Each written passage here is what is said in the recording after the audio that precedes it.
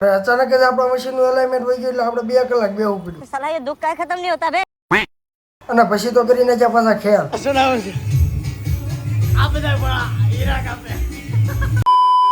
તો શું કે ખલેલો, હું શું તમારો પ્રિય ખલેલો ધમલો સ્વાગત કરું છું મારા એક નવા વ્લોગમાં. હવે સવારના પોરમાં ગાડી લઈને આપણે તૈયાર થઈ ગયા. ત્યાં તો ગામડેથી આપણો મિત્ર એટલે કે વિરમ આવ્યો હતો, એનો ફોન આવી ગયો, એને મળી લીધો. ત્યારબાદ તો આમ તો શીખો સ્વાગત કરે છે, જો રામ રામ કરીને બધાને. હવે અત્યારમાં મોડું થતું એટલે ત્યારબાદ આવી ગયા આપણે ઓફિસે. ઓફિસે આવી જાય એટલે હીરા કાપવાનું શરૂ કરી દીધું. અત્યારના પોરમાં સાડા ચડાવી દીધા લ્યો. ત્યારબાદ તો આ મોહિત ખ્યાલ કરતો, ખબર જ હતી કે આ હીરા નહીં કપાય.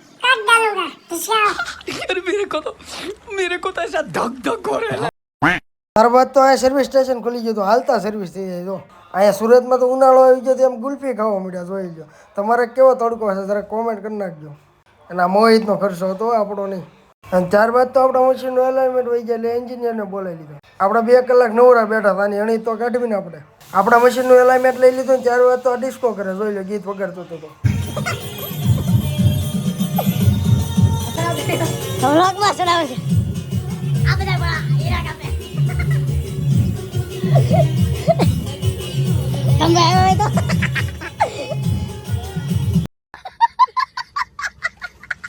इस टाइम तो खसकाવી ઘર તરફ 8:30 થઈ ગયા હતા એટલે આપણે ઘરે જવાનું. ત્યારબાદ તો મોહિતને આપણે ઉતારીને નીકળી ગયો તો ઘર કોઈ એટલે હવે જવાનું તો આપણે ઘરે.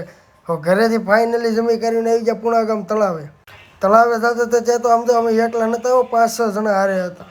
આ જીગો હતો નતો જો એટલે આવો જીગા એ આપણથી આગો ભાગ. અને ત્યારબાદ તો પુણાગામ તળાવે આપણે હાલવા મળ્યા, કારણ કે બધાને હાલવું, બધા હાલી હાલીને થાકી ગયા હતા એટલે ફાઇનલ એવો કંઈક બેહવાની જગ્યા ગોતતા હતા. મેં કીધું હવે ક્યાંક જગ્યા ગોતલે ને આ ભાઈ આપણા વ્લોગમાં પહેલી વાર હો ભાઈ ઓળખો કે નહીં, इसको तो कौन पहचानेगा. ત્યારબાદ તો અમે બધા બાર વાટે ઉભા હતા, મોહિત ને જીગાની વાટા. હવે આવે એટલી વાર હતી.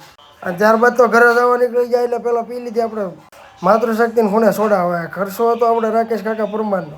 અને ત્યારબાદ તો બધા પાઇનેપલ ઠપકાર નાખીને આજનો વ્લોગ આવ્યો સુધી. કાલ મળીએ એક નવો વ્લોગમાં. નાનકડો એવો ફોલો તો કરી નાખો આપણે આ નવી આઈડીમાં.